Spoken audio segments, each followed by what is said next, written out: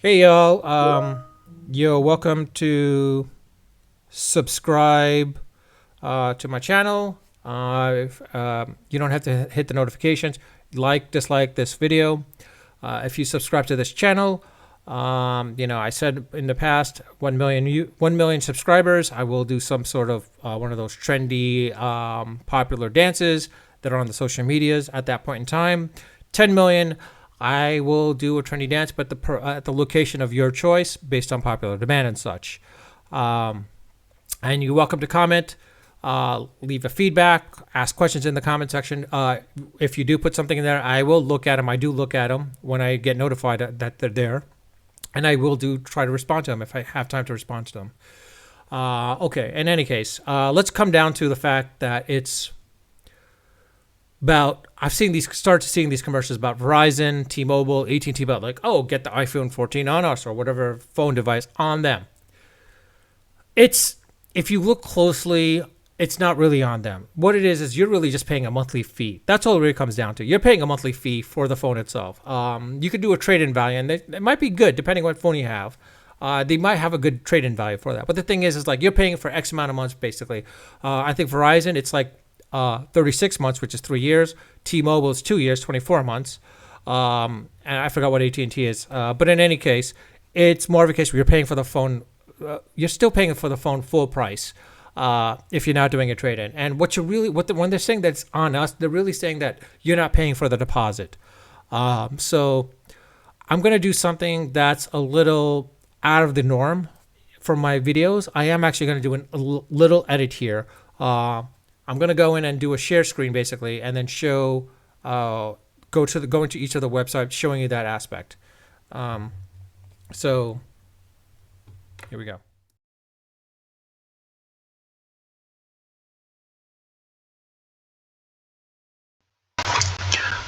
Okay, as you see here, we're on Verizon's webpage right now.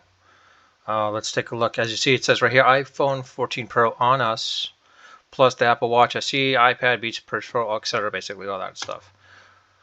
As you see here, what do you see here? Oh, 128 gigabyte, 2777 per month for 36 months. Granted, you'll save $1,000 when you trade in your old phone, depending what it is. Uh, let's see if we were to add, I don't know, an iPhone. Let's say the 17 Plus. It is at what? What do we see here? It's now down to 1666 for 36 months. Let's see, 1666 times 36. That is about $600. That's not a bad deal, I would say. So let's go back to here. So iPhone 7 Plus. It is 1666 for 36 months, which equals to, whoops, that times that, about $600. Okay, without, I think it's, what is it? Remove 2777 for 36 months. Of course, boom, about $1,000. So the real question is like, where does the on us come from exactly? That's what I'm kind of curious about. Let's go forward into this just to make sure. Let's say we're a new customer. I'm gonna go with, let's say I'm in New York. It's my address. No, I don't skip for now. Let's skip for now all this stuff. We just want to see how much it's gonna cost overall. Uh, no, we don't need this crap. Come on. So let's see, 2776 for 36 months. Mm-hmm. Continue. Plus whatever plan you choose. So let's just choose this plan, the $90 a month per month, basically. Thought that was supposed to be at $35 per month, but we don't know. We'll see that. No device protection.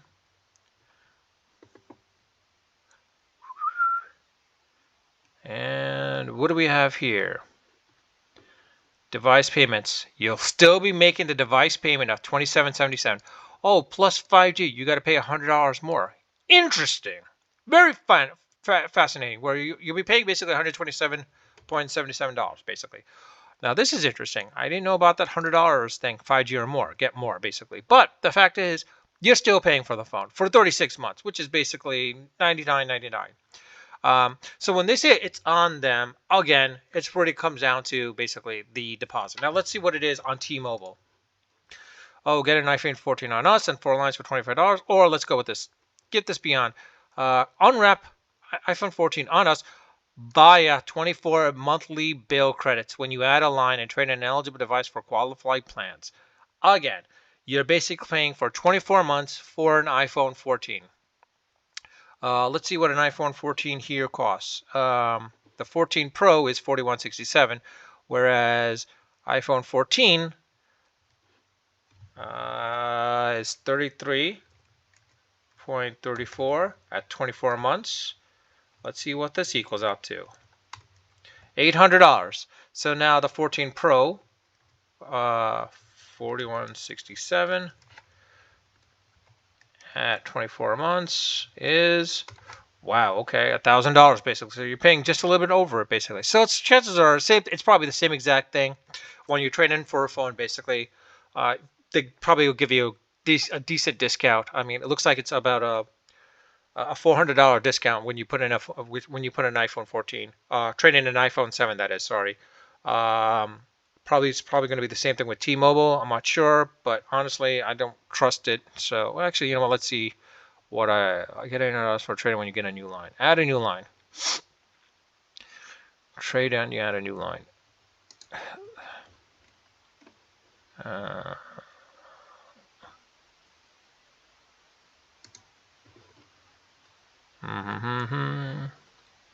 So yeah, I don't see anything here with an iPhone 7. Basically, this is more of a case where you would get up to $800 off if you had an iPhone 13 or 11 for that matter, or iPhone 10.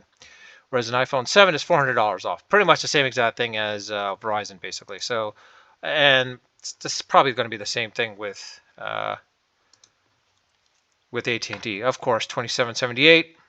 So for retail price is $1,000. So you're paying pretty much the same price. You're pretty much saying that's paying for everything basically at that point. So that's what you see here basically. For iPhone, for AT&T, for T-Mobile, and for AT&T, you're pretty much paying at price value. And it comes down to basically the fact that you're not paying for a deposit as they're used to do in the past. What you're really paying for is a phone that's locked. So as you see, basically, so that's really where I feel that it's the way they're marketing is kind of disingenuous in ways. So I mean, honestly, yes, as you saw there with iPhone 17, iPhone 7 Plus, you get $400 in credit. Whereas if you were to sell it directly back to Apple, it might be much less than that. Honestly, I think it's like $100 or something like that. Yeah, about $100, or not even more than that. So in reality, I don't know if it's up to you what you want to do at that point. But the one thing is, it's like when you're buying the phone directly from the wireless providers, you are locking yourself onto them basically, and the phone is locked. Even when you buy the phone outright from them, the problem is that will still be locked for a certain period of time until they fully unlock it. Until you fully paid for it, do you actually get the chance to unlock it? But the only question is, how long does it take to unlock it? Whereas it's probably better just to buy directly from the manufacturer themselves, basically, like Apple, Google, or Samsung for that matter. Some of them have better trade-in values as well too. Apple doesn't, of course. Google, depending what it is. Samsung usually does. It's a question of, like I said, how long do you want to be with that wireless provider? Because, I mean, one of those things is basically it might be better just to go to an MVNO like Google Fi, Mint Mobile, Boost Mobile. I don't know what all the others are out there at this point. I mean, Metro is really part of T-Mobile, so at least with Google Fi, you know what you're paying for upfront. And they try to get you onto the Wi-Fi before paying for any of the data plan. And you're just really paying for the voice more than anything else and like a little bit of the data plan. Um, Honestly, and at least it kind of works internationally at the same time as well too. With in this aspect with T-Mobile, Verizon, and AT&T, it's not straightforward as you think it would be. Where I mean, I've had in the past, I've had issues where when I tried unlocking the phone, it took quite a while. It took almost like 3 months to unlock the phone. Even when I fully paid for the phone, they said, "Yeah, we'll unlock it," and they never unlocked. And I had to follow up with them. It took a while, etc. Basically, it might be a better process now, but I don't know what it is. Honestly, that's why I've always bought directly from the manufacturers themselves. I always bought directly from Google. If it was an Apple, I would buy directly from Apple or Samsung themselves as well too. If the wireless provider had a too good of a deal to pass up trade-in value, then yeah, I would say go for it. Then at that point, especially if you have an old phone, because for me nowadays, I am waiting after every 2 years, which is what most phones last up to these days is 2 to 3 years basically. I have in my case, I have a Google Pixel 5. I love the phone. Honestly, if I had the 4 and my 4 never died out, I would have kept my 4 for as long as I possibly could have, and then maybe went to the 7. I got the 5, love the 5. 6 came out. I wasn't too sure because it was Google's own little chip, processor, CPU. I don't know. Usually when companies come up with their first chip, sometimes there tends to be issues and all that stuff. We saw that with Apple when they did their i6. So I wasn't too sure. You would figure the second or third iteration they'd come out really well. I found the Google Pixel 7. I don't know where that's at right now. I was debating about it, but I'm thinking of holding off on that. My 5 is still working really well. I think I could hold off until the Google Pixel 8 comes along. But in any case, that's different. But in those situations, like I said, I would buy directly from the manufacturer rather than going through a wireless provider unless they offered something really too good to be true to pass up. The one nice thing about an Apple, at least, is like these wireless providers can't install your bloatware. They can't install the bloatware for you.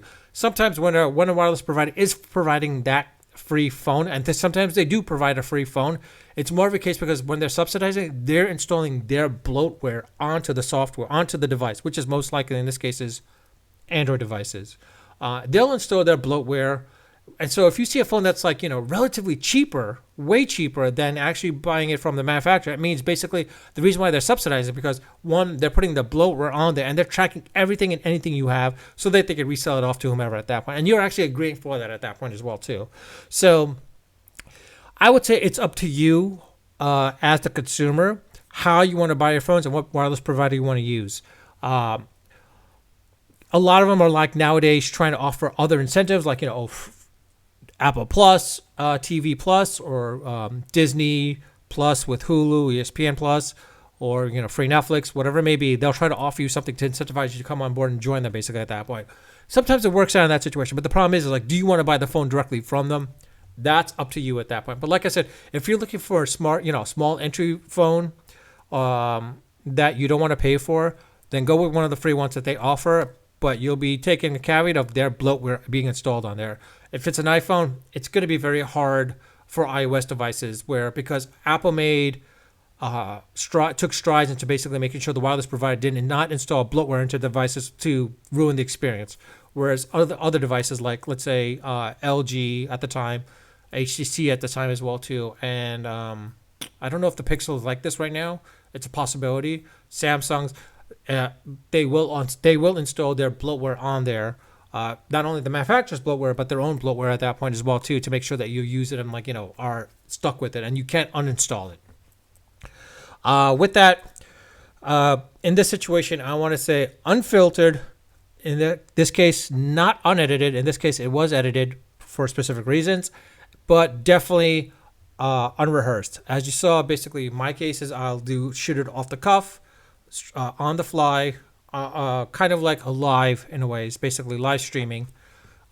So with that, I'll leave it to you there. Unfiltered, edited in this case, and unrehearsed. Until next time.